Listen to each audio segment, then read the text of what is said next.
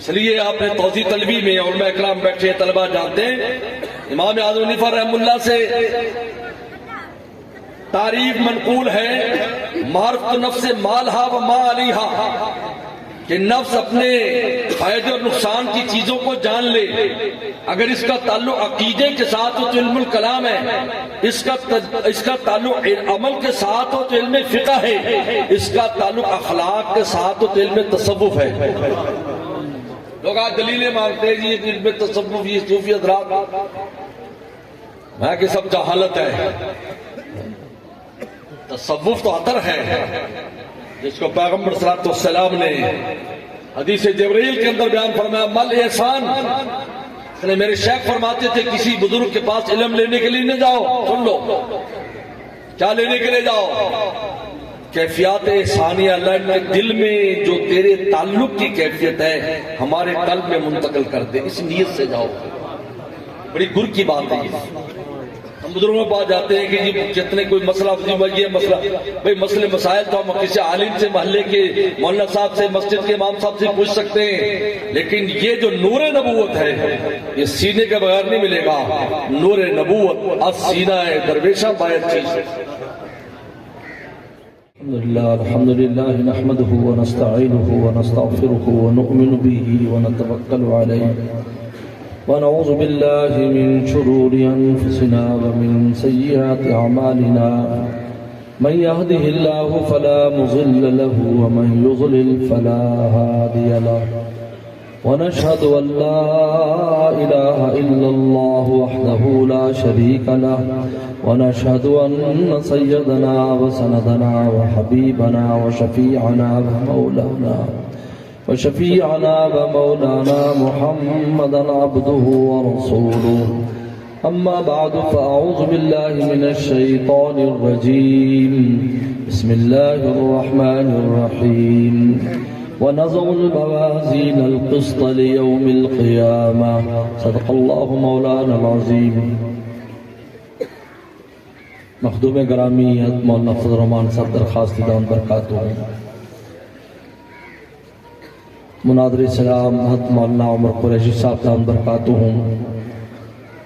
ہمارے بڑے قدیم دوست اور محسن حضرت مولانا خلیل احمد صاحب، شیخ خلیل الرحمان صاحب ڈاہر دام برکاتہ، حضرت مولانا رشید احمد صاحب شاہ جمالی دام برکاتہ، دیگر حضرات علماء اکرام، الحمدللہ آج پہلی بار یہاں آپ حضرات کی زیارت ہو رہی ہے۔ ادارہ کے محترم حضرت مولانا غلام یاسین صاحب دام برکاتہ اور مولانا محمد اکمل صاحب دام برکاتہ بہاول نگر تشریف لائے تھے۔ ویسے تو بہت دور دراز کا علاقہ ہے اور آج کل مصروفیات بھی بہت ہیں، ادارے کے اندر بھی ادارے سے باہر بھی، لیکن ان حضرات کے بہاول نگر آنے کی وجہ سے ہم نے بھی عزم کر لیا کہ ہم انشاءاللہ آپ کے علاقے میں آ کر آپ کی زیارت کریں گے۔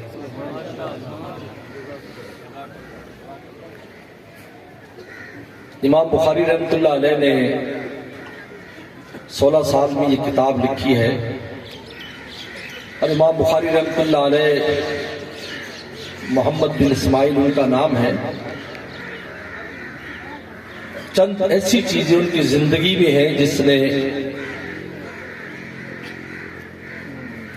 ان میں وہ صلاحیت پیدا کر دی کہ اللہ نے قیامت تک کے لیے ان کے کام کو زندہ کر دیا۔ ان میں سب سے پہلے ان کے والد کی کمائی ہے۔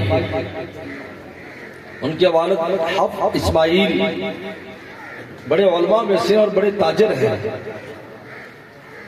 جب وفات پانے لگے تو ابو حفص کبیر رحمت اللہ علیہ جو امام ابو یوسف امام محمد کے شاگرد ان سے کہا کہ میں یہ جو لاکھوں درہم چھوڑ کر، جب لاکھوں درہم اس زمانے میں ان میں ایک درہم بھی شبے کا نہیں ہے،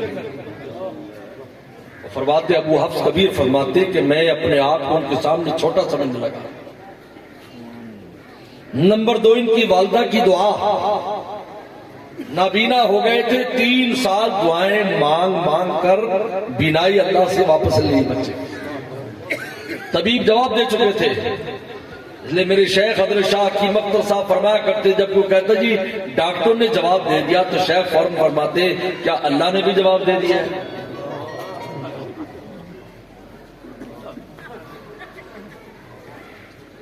والدہ کی دعا، اس لیے ان کا جو پہلا سفر ہے مکہ شریف کا، جو اپنے ملک سے باہر، بخارا سے باہر، وہ اپنی والدہ کے ساتھ کیا اور بڑے بھائی کے ساتھ کیا ہے۔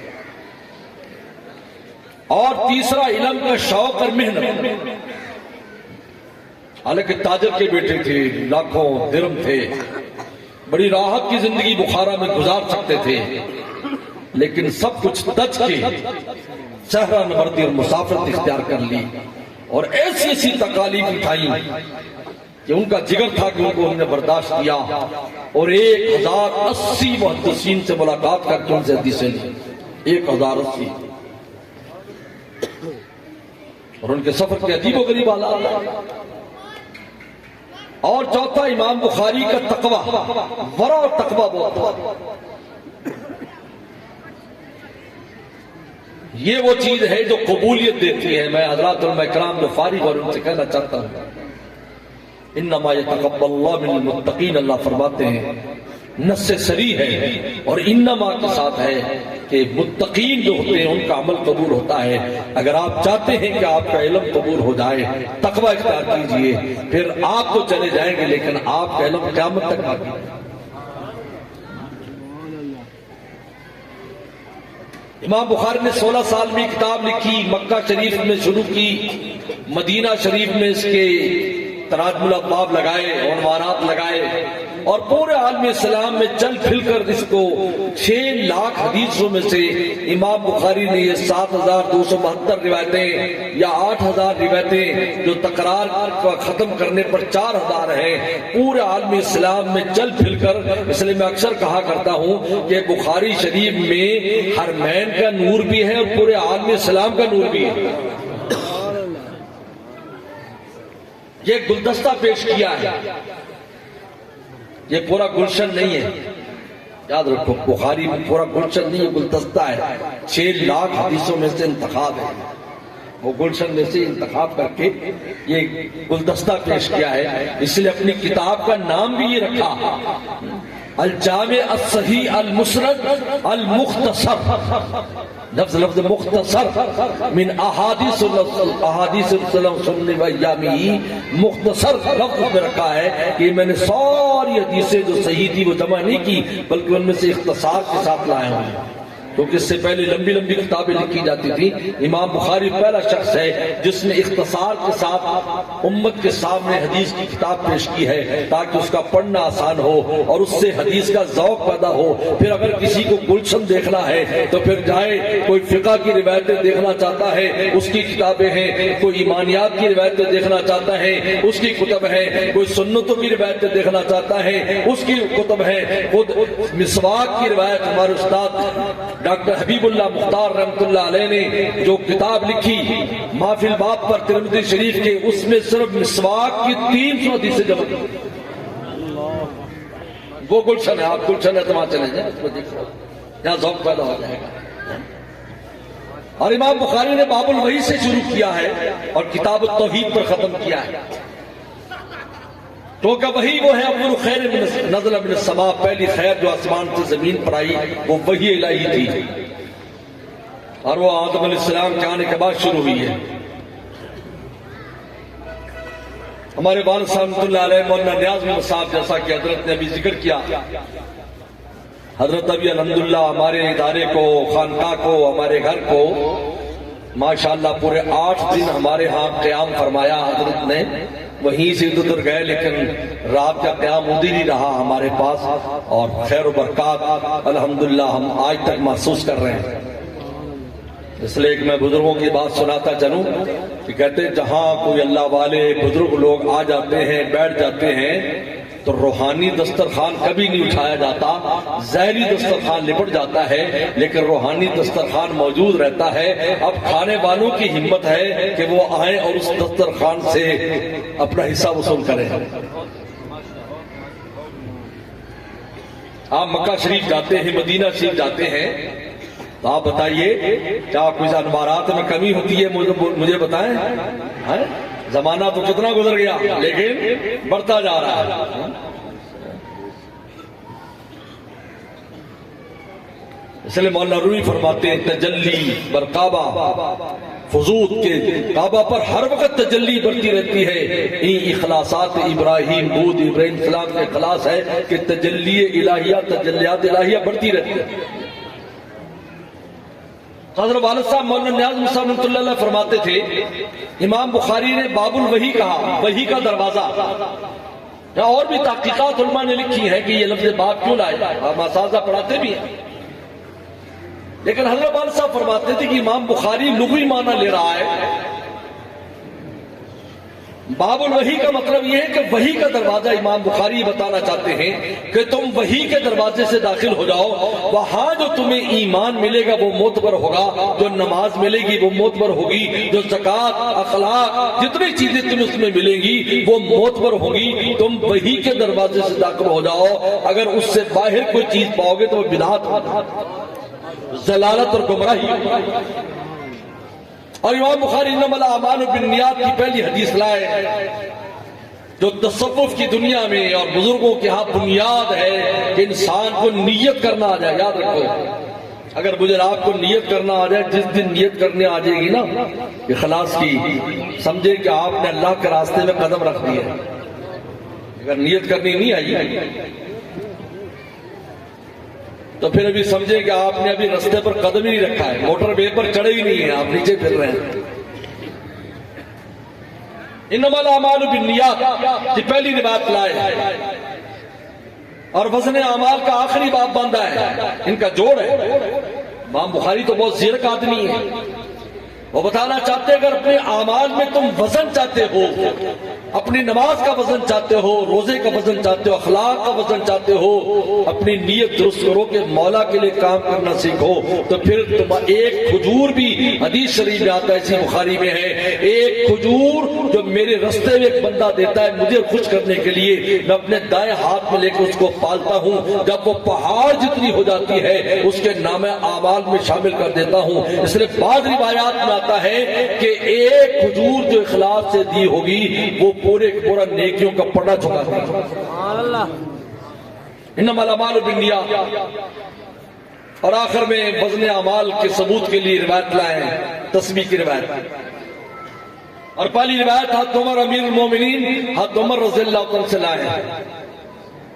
یہ بات میرے شیخ فرمایا کرتے تھے شاہ حکیم صاحب رحمۃ اللہ علیہ. امام بخاری بادشاہ اس فن کا پہلی روایت کس سے لا رہے ہیں؟ امیر المومنین سے، جس کی سلطنت ابھی حضرت بتا، جن کی سلطنت 22,000 مربع میل پر تھی، 22 لاکھ مربع میل پر تھی. اور آخری روایت ابو ہریرہ سے لا رہے ہیں جو مدرسے کے طالب علم تھے. یہ بتانا چاہتے ہیں امام بخاری حدیث کی خدمت بادشاہوں نے بھی کی ہے اور درویشوں نے بھی کی ہے.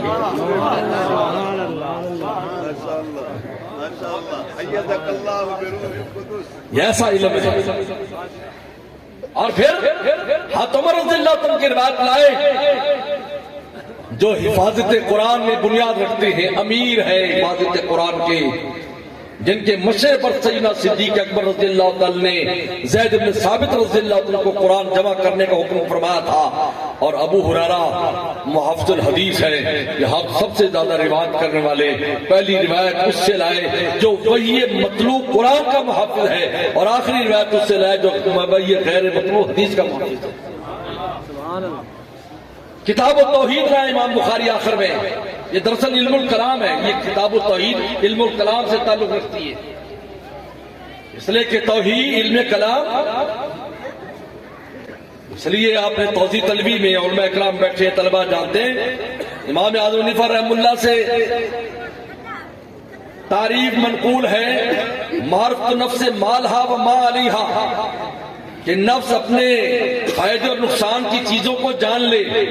اگر اس کا تعلق عقیدے کے ساتھ ہو تو علم الکلام ہے، اس کا تعلق عمل کے ساتھ ہو تو علم فقہ ہے، اس کا تعلق اخلاق کے ساتھ ہو تو علم تصوف ہے.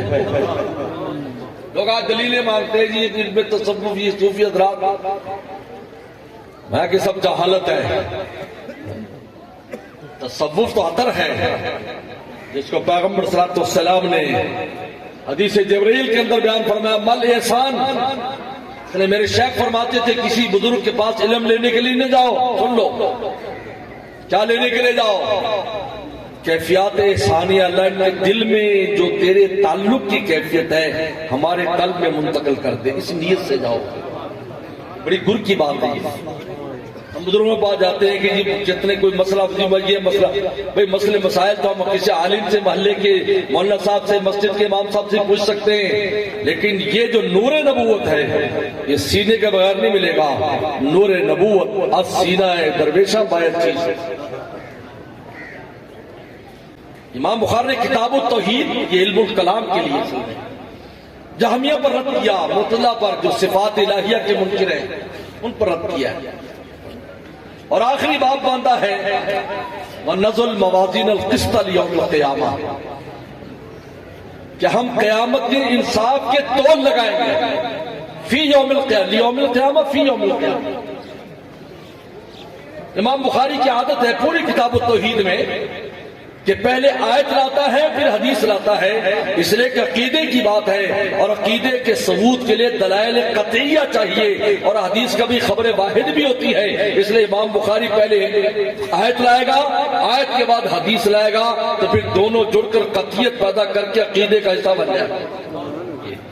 طریقہ کار یہاں پر نزل مال کس لائے پہ وزن اعمال ہوگا، اور پھر حدیث لے آئے کہ حدیث تو لی جائے گی اور وہ یہ کلمہ جو ہے بہت وزنی ہوگا. اب اسے عقیدہ ثابت ہو گیا کہ وزن اعمال کا عقیدہ رکھنا فرض ہے. اگر کوئی وزن اعمال کا منکر ہے دائرہ اسلام سے خارج ہے. قیامت دن وزن ہوگا، تول لگے گا، ترازو ہوگی، ترازو میں تولا جائے گا. دو پلڑے ہوں گے، ایک ایک پلڑا اتنا بڑا ہوگا کہ 7 زمین 7 آسمان اس کے اندر آ سکتے ہیں. لیکن عجیب بات ہے اللہ تعالیٰ کی میزان کی عجیب شان ہے، اتنا بڑا میزان ہے لیکن رتی بھی تلے گا، تولا بھی تلے گا اس کے اندر. ورنہ بڑے میزان میں چھوٹا وزن نہیں ہوتا اور چھوٹے میں بڑا وزن نہیں ہوتا. لیکن اس کی شان یہ ہے اتنے بڑے بڑے پلڑے ہوں گے لیکن انسان کی چھوٹی سی بھی نیکی ہوگی تو وہ بھی بس اوقات اس کو پلڑے کو جھکا دے گی. اس لیے کہ جب برابر ہو جاتا ہے وزن برابر ہو تو تھوڑا سا وزن بھی جدھر بڑھتا ہے وہ پلڑا نیچے ہو جاتا ہے. اتنے بڑے بڑے پلڑے ہوں گے. آدم السلام کو بلایا جائے گا، 3 شخصیات کو بلایا جائے گا.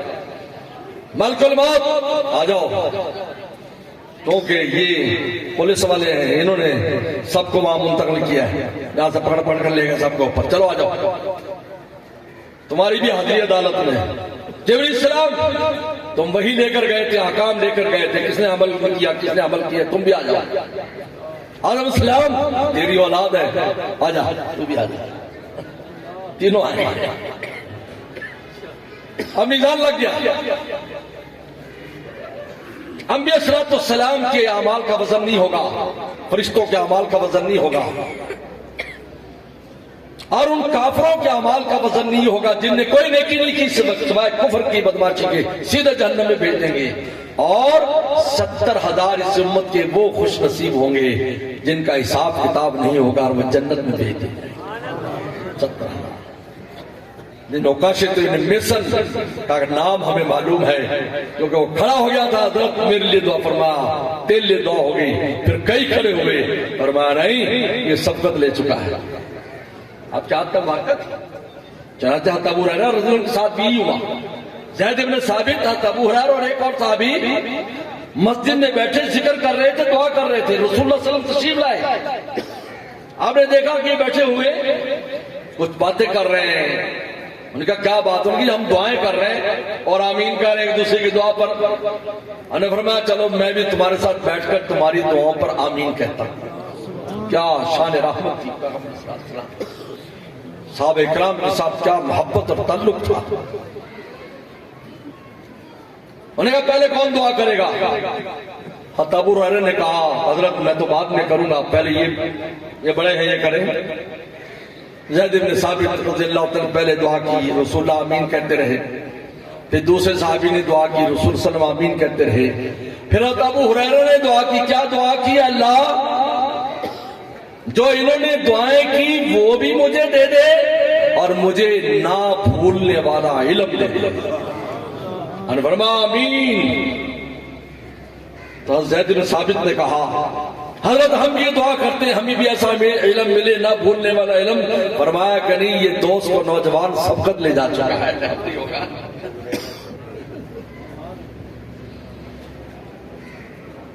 اب وزن ہو رہا ہے. اب اس میں سب سے پہلے متقین لائے جائیں گے. متقی وہ لوگ ہیں جو قوائر کبھی نہیں کیا, انہوں نے صغیرہ مغیرہ ہو جاتے ہیں, تو ان کا جب رکھا جائے گا تول دائیں پردے میں, اعمال کو شکل دی جائے گی. عبداللہ بن عباس فرماتے یہی امام بخاری کا رجحان ہے جو ان کا وزن ہوگا. اعمال کو دائیں پڑھنے میں ان کے متقین کے رکھیں گے, بائیں میں صغائر ہوں گے, اللہ ویسے ہی معاف کر دیں گے اور ان فیصلہ ہوگا بھی جنت میں بھیج دو. پھر کافر ہیں, کافروں کی جو وہ کافر جس نے کچھ نیکیاں کی ہیں, یعنی کسی سے ہمدردی کی ہے کہ مالدینی خدمت کی وغیرہ وغیرہ, وہ نیکیوں میں رکھ دیں گے. لیکن جب کفر کا رکھا جائے گا, کفر کے پڑھنے میں بائیں پڑھنے میں کفر رکھا جائے گا, تو ان کی نیکیاں بالکل ختم ہو جائیں گی. فجعلہ حباء منصورا, ختم, جہنم بھیج دیں گے. اب میں اور آپ رہ جائیں گے جن کے پاس دونوں قسم کے اعمال ہیں. اب اگر نیکیوں کا پڑھنا ذرا بھی جھک گیا تو جنت کا اعلان ہوگا, برائیوں کا پڑھنا جھک گیا تو جہنم کا اعلان ہوگا, اور اگر برابر ہو جائے گا تو آراف پر اس کو بھیج دیا جائے گا. آراف پر, آراف. اور اعمال وزن بڑھانے والی چیزیں کیا ہیں میرے دوست؟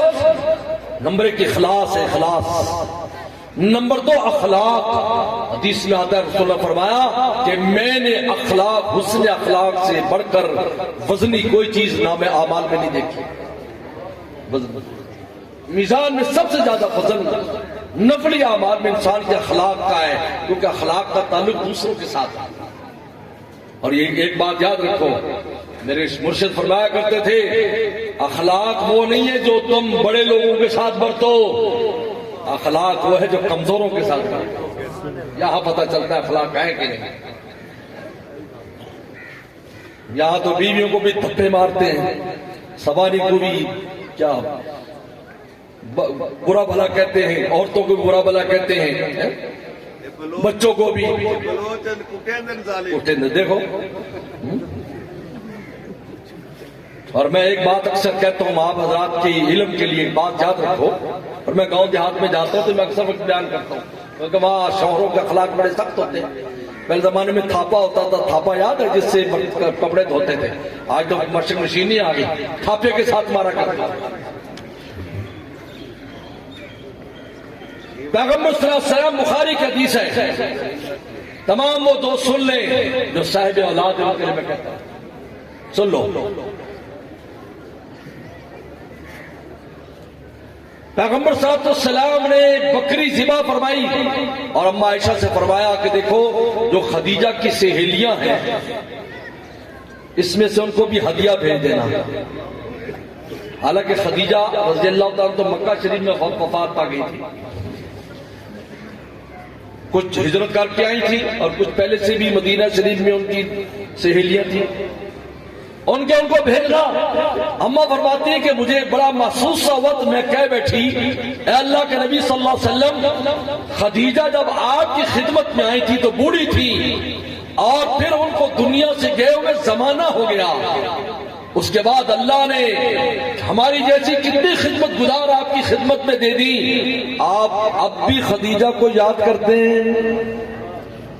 یہ سوال اماں کا رسول اللہ صلی اللہ علیہ وسلم سے آپ نے کیا فرمایا؟ ہاں ان لی منہا ولدن, میری اولاد اس میں سے ہے.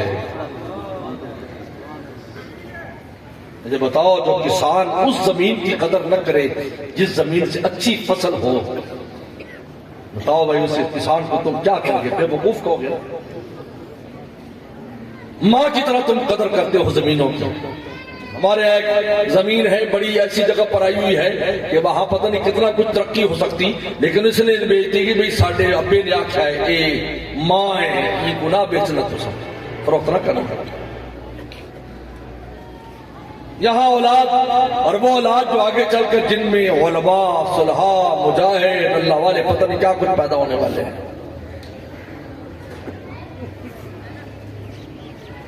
تیسرے وہ لوگ ہوں گے برابر ہیں آراب پر بھیج دیا جائے گا. امام بخاری رحمۃ اللہ علیہ فرماتے ہیں ورنہ اعمال بنی آدم و قولہم یوزن، کہا کہ اعمال بھی تولے جائیں گے اور باتیں بھی تولی جائیں گی.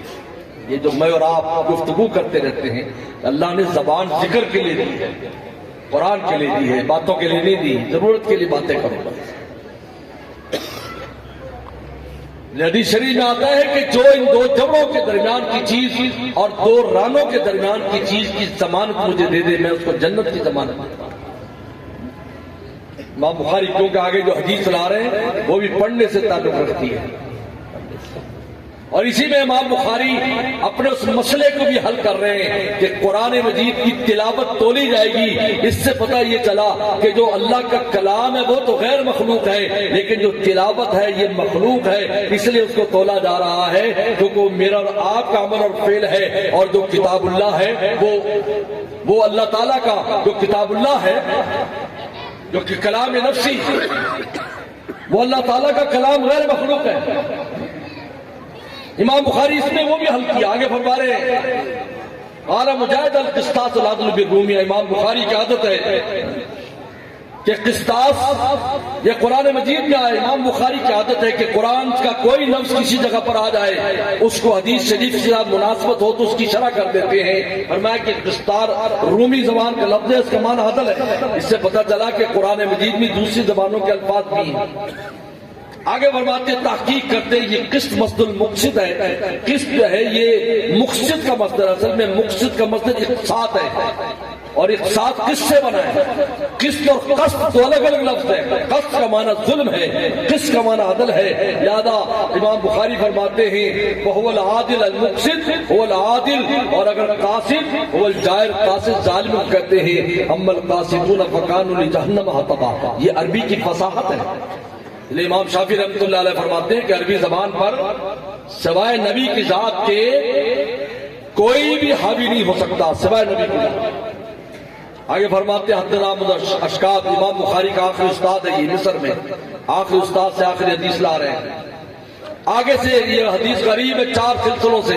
پہلی حدیث بھی غریب ہے، آخری بھی حدیث ہے غریب ہے، یعنی 4 سلسلوں کے ایک آدمی روایت کرنے والے کو غریب کہتے ہیں، لیکن ہے صحیح روایت.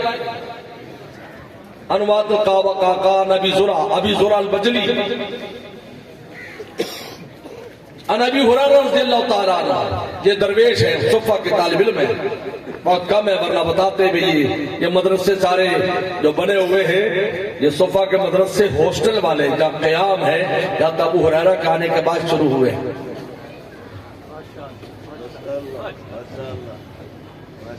اس لیے ہم مولویوں کو ان کے ساتھ بڑی مناسبت اور محبت ہے. انہوں نے بنیاد رکھ دی، کام ہو گیا. قال النبی صلی اللہ علیہ وسلم کلمتان حبیبتان للرحمن. 2 کلام ایسے ہیں جو رحمان کو بہت محبوب ہے.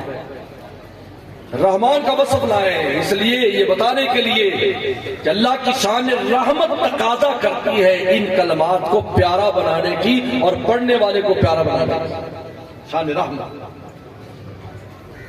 خفیفتان اللسان، پڑھنے میں بہت آسان ہے. ان میں کوئی ایسے لفظ نہیں ہے جو تجوید کے اعتبار سے بھاری ہو. جملہ فعلیہ بھی نہیں ہے، جملہ اسمیہ ہے، پھر غیر منصرف بھی نہیں ہے، منصرف ہے، جن کا پڑھنا بہت آسان ہے.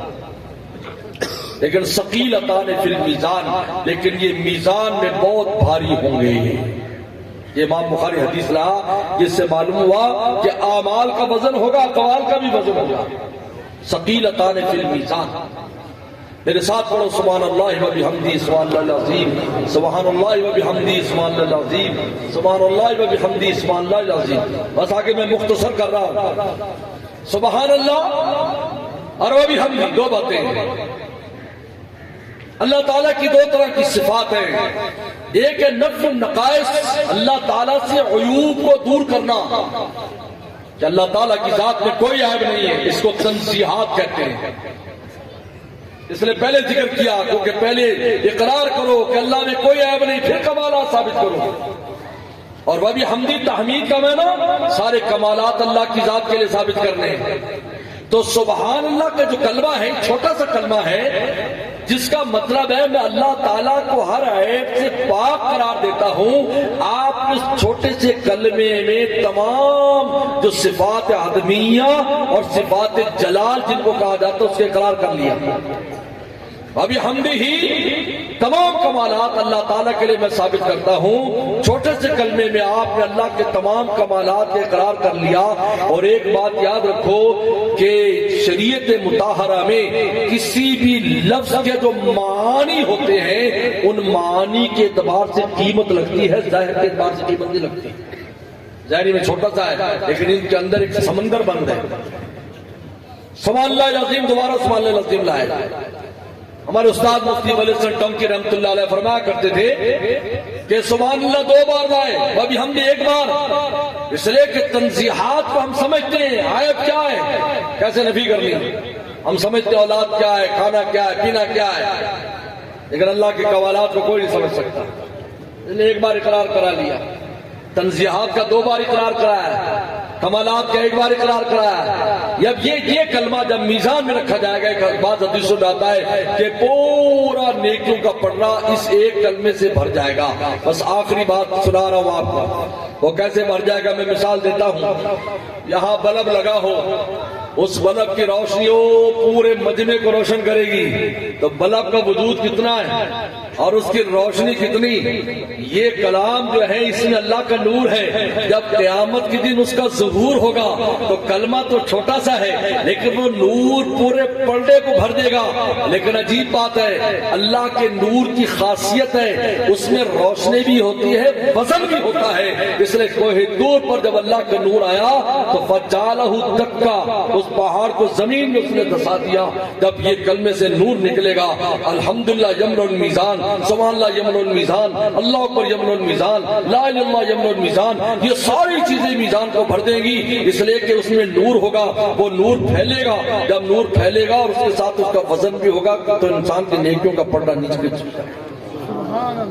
بس میرے دوستو، یہ امام بخاری تسبیح والی حدیث لا کر متوجہ کیا ہے بے خوش زندگی نہ گزارو، تسبیحات بھی کیا کرو، ذکر اذکار بھی کیا کرو، ذکر اذکار کو اپنا معمول بناؤ۔ اس لیے تسبیح کی روایت لائے، اور تسبیح کی روایت لا کر یہ بھی امام بخاری نے بتا دیا پورے سال جو تم نے حدیثیں پڑھی، اب یہ آخری حدیث تسبیح کی جب پڑھی، حدیث میں آتا ہے جب تسبیح، اور قرآن کا حکم بھی ہے کہ جب تسبیح اور سبحان اللہ پڑھا جائے کسی مجلس کے آخر میں، اس مجلس کے اندر جتنی بھی غلطیاں ہوئی وہ معافی ہو جاتی ہے۔ تو امام بخاری کی 16 سال کی مجلس اور طالب علموں کے 1 سال کی مجلس جب اس حدیث کو پڑھتے ہیں، سال بھر کی کمی کوتاہیاں معاف اور نیکیاں لکھی جاتی ہیں۔ وآخر دعوانا ان الحمد للہ۔